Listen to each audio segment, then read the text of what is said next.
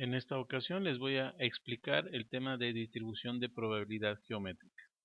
En el caso de la distribución de probabilidad geométrica, tenemos que definir algo muy importante. Primero, cuáles son las características de los experimentos. En este caso, en esta distribución, el experimento es muy similar al experimento binomial, que ya se explicó con anterioridad. Se refiere a que básicamente lo que vamos a hacer es una serie de pruebas idénticas e independientes, es decir, no depende una de la otra, y además deben repetir en igualdad de condiciones. Y para cada una de estas pruebas debemos tener nuevamente un éxito, una probabilidad de éxito y una probabilidad de fracaso. La probabilidad de obtener un éxito, el lenguaje que vamos a utilizar para trabajar con esta probabilidad es P, y debe ser constante en cada prueba. Y la probabilidad de fracaso, justo como se vio en la distribución binomial, es Q, es decir, 1 menos P, que a final de cuentas las dos, estrictamente hablando, deben dar exactamente 1. La suma de ambas, de P y Q, debe dar exactamente 1.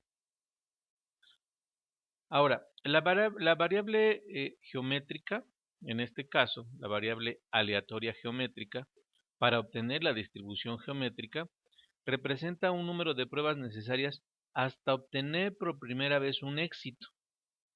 Quiere decir que, dependiendo de un caso, vamos a tener fracasos y luego un éxito. Ese es el caso de esta distribución geométrica, que siempre va a haber fracasos hasta obtener por primera vez un éxito. Entonces, no es como la binomial, o es lo que lo distingue de la binomial. Simplemente vamos a calcular, en este caso, hasta que se obtenga por primera vez un éxito.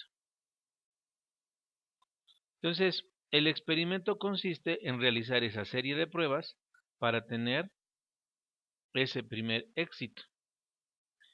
Por consiguiente, evidentemente, el experimento podría terminar en la primera prueba al obtener un éxito, o podría continuar infinitamente porque podemos considerar que el experimento lo repetimos n veces hasta que se obtenga el éxito. Si no se obtiene, pues entonces sería continuar de manera infinita. Esta distribución geométrica se aplica en diferentes situaciones. Vamos a ver algunos ejemplos para que se vea precisamente cuáles son esas aplicaciones. Dice, se inspeccionan sucesivamente artículos manufacturados hasta obtener un artículo defectuoso. En una producción, muchas veces en un control de calidad se hace precisamente esto. Se inspeccionan los artículos que se están produciendo hasta determinar o detectar un artículo defectuoso. Hay que recordar que el hecho de que sea un artículo defectuoso no significa que sea necesariamente fracaso. Hay que recordar que lo que nosotros es de nuestro interés, eso lo vamos a considerar como éxito. Y en este caso, para este ejemplo, sería el artículo defectuoso. O, por ejemplo, un explorador de petróleo perfora una serie de pozos hasta encontrar un pozo productivo. En realidad, puede tomarse como ejemplo, en realidad mucho de lo que se hace ahora es un análisis del suelo con técnicas modernas para determinar si en realidad es posible o no encontrar petróleo. Pero bueno, a final de cuentas, pues se tiene que hacer, se tiene que perforar. Bueno, entonces este sería hasta obtener un pozo productivo. Otro ejemplo es un vendedor de seguros para autos. Ofrece sucesivamente un seguro hasta realizar una venta. La mayoría de los casos depende, evidentemente, las circunstancias, las condiciones, si es de casa en casa o si es en una agencia de venta de autos, evidentemente las condiciones son distintas. Sin embargo, considerando ya esas condiciones previas hasta que se realice una venta. Todos los demás serían fracasos. En este caso, las fórmulas para representar, tomando como referencia la distribución binomial, para la distribución binomial usábamos una B minúscula y indicábamos K y N. En este caso, indicábamos P y N, o la probabilidad de éxito y el número total de veces que se replica el experimento. Entonces, en este caso vamos a utilizar exclusivamente P y Q, y Q quiere decir que va a ser el número de veces que se repite el fracaso hasta que se obtenga un éxito, simplemente recordando el principio de multiplicación, en donde cada una de las probabilidades de cada uno de los intentos se van multiplicando. A final de cuentas eso ocurre en binomial, en distribución binomial, y esto mismo ocurre en distribución geométrica. En este caso, por eso es x menos 1, porque si vamos a suponer que al segundo intento yo obtengo el éxito, entonces quiere decir que va a haber un intento en el cual hubo un fracaso. Vamos a suponer que yo hasta el 10º intento obtengo el éxito. Entonces, 10 menos 1 serían 9 fracasos. Por eso es que en esta parte de la ecuación tenemos esta expresión en donde tendríamos que multiplicar por sí mismo ese número de veces el fracaso o la probabilidad del fracaso.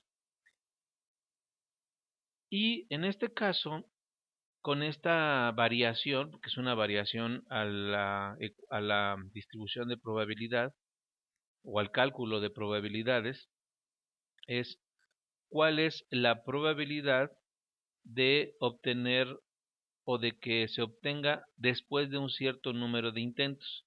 ¿Cuál es la probabilidad de que se obtenga un éxito después de haber realizado un cierto número de intentos? Vamos a ver evidentemente la aplicación de cada una de estas fórmulas en unos ejemplos.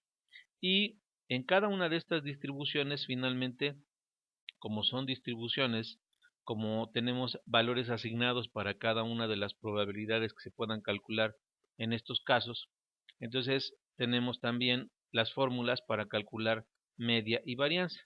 En este caso, la media, que básicamente lo que representa es un valor esperado. Esta media, en cada una de las distribuciones de probabilidad que estemos trabajando, vamos a representarlo o vamos a encontrar las palabras para describir esta media como valor esperado, que es EX.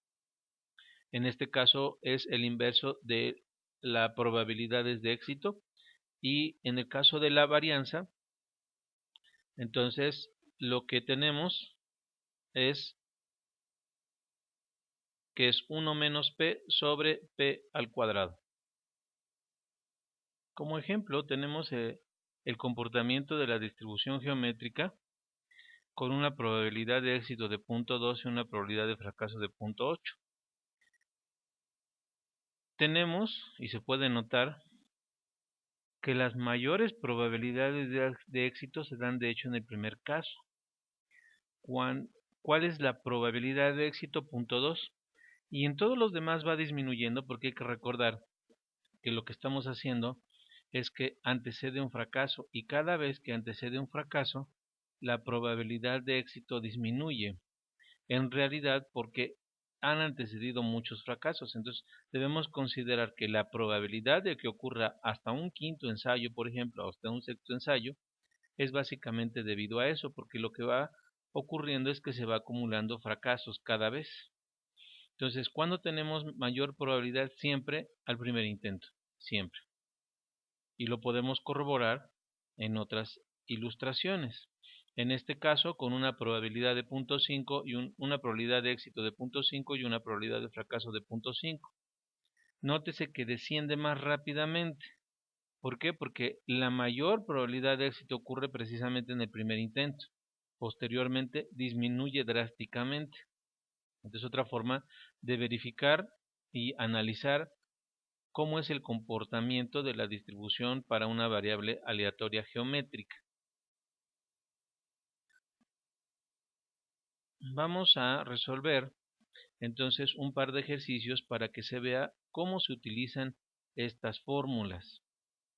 Entonces dice, el primer ejercicio dice, un matrimonio decide tener hijos hasta que obtenga un varón en la familia. Si se reporta que el 40% de los recién nacidos son varones, encuentre.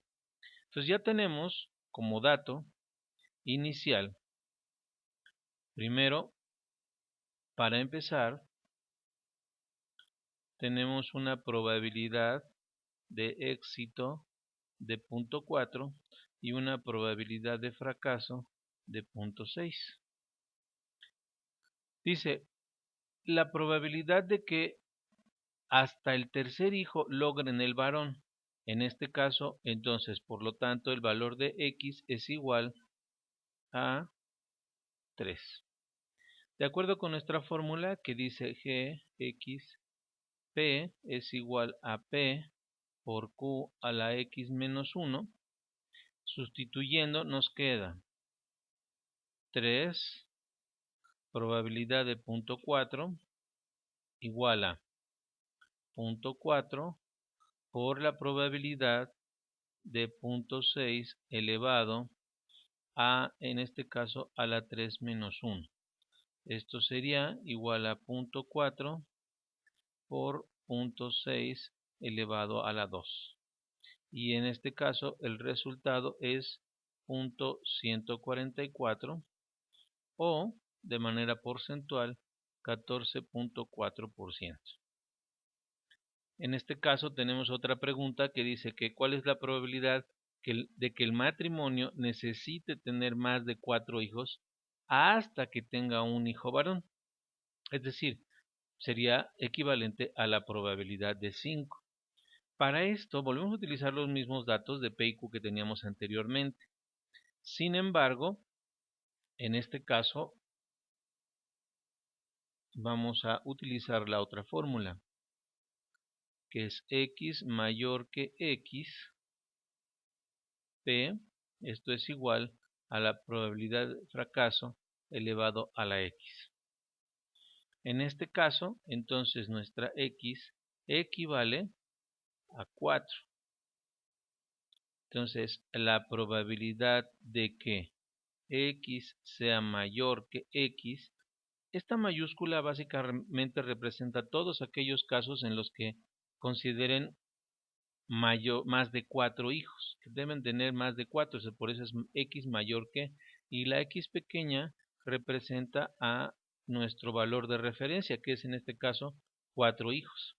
Entonces me queda ahora por P, que sería 0.4, es la misma probabilidad del inciso anterior, y esto simplemente sustituyendo me quedaría, porque esto es Q, 0.6 elevado a la 4, y esto quiere decir que es una probabilidad de 0.1296 o de manera porcentual aproximadamente un 13%.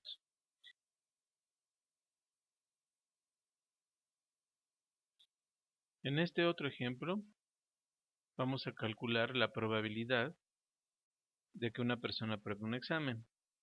Como contexto tenemos que la probabilidad de que un estudiante de aviación apruebe el examen escrito para obtener su licencia de piloto es 0.7. Con este dato partimos como probabilidad de éxito. Y nuestra probabilidad de fracaso por lógica es 0.3. Dice que encuentre la probabilidad de que una persona apruebe el examen en el tercer intento. Considerando entonces nuevamente nuestra fórmula, en este caso x sería igual a 3, considerando nuestra fórmula, lo que sigue básicamente es aplicar nuestras fórmulas. En este caso, si queremos conocer cuál es la probabilidad de que apruebe el examen en el tercer intento, nuestra fórmula, que la vuelvo a escribir, quedaría como P por Q x a la menos 1. Entonces nos quedaría sustituyendo 3 con 0.7, luego 0.7 por 0.3 elevado a la 3 menos 1, que esto sería igual a 0.7 elevado a la por 0.3 elevado al cuadrado, y este resultado es 0.063%.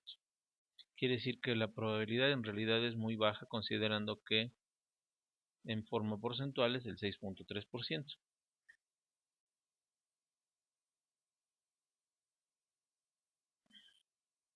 Ahora, en el caso del inciso B, dice antes del cuarto intento. Entonces, volvemos a utilizar la probabilidad de P igual a 0.7 y la probabilidad de Q igual a 0.3. Ahora los valores de X serían 1, 2 y 3. ¿Cuál es la razón del por qué se utiliza este cálculo? Porque dice que ocurra antes del cuarto intento. Quiere decir que puede ocurrir al primer intento, al segundo intento o al tercer intento. Lo que significa que para este caso en particular nosotros deberíamos hacer una suma de partiendo de que x es igual a 1 hasta el valor de 3 para esta misma distribución, considerando la probabilidad de éxito de 0.7 que ya conocemos. Quiere decir que al momento de sustituir tendríamos que hacer el cálculo para 1, o sea, es decir, la geométrica para 1 con 0.7 más la geométrica para 2 con 0.7 más la geométrica para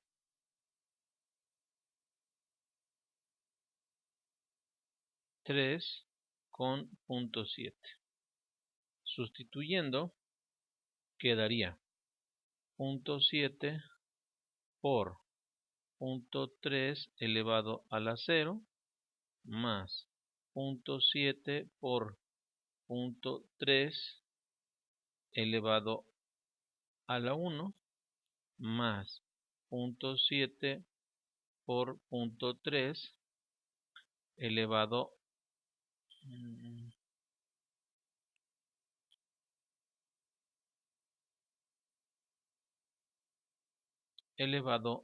a la 2. La sumatoria de todos estos resultados me da 0.973.